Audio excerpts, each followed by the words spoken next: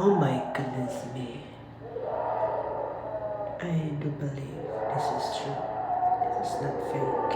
Because it is already written in the Bible that, yeah.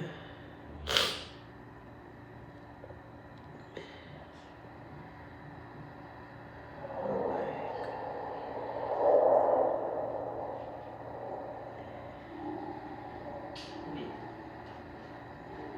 Strange sound in the euphrates river.